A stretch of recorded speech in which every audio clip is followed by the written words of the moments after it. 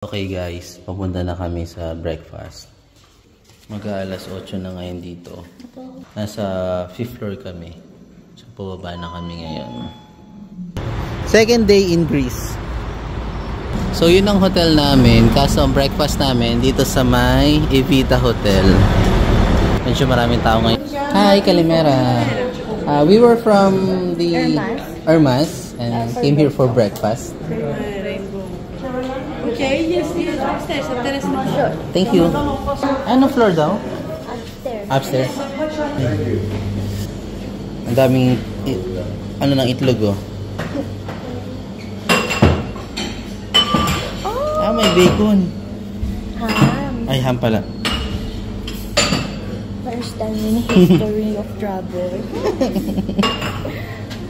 Akala mo dito pa tayo makakita ng ano? Anong kunin mo? Poisson. Is poisson.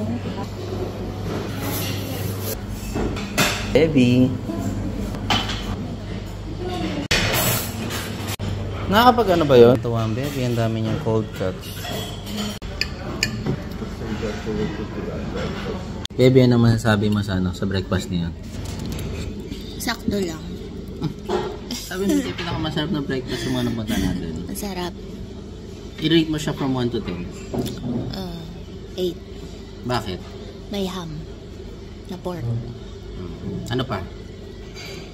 May ham. Na pork. Ano pa? Yun lang. Kala ko dahil kasama mo ako. Okay.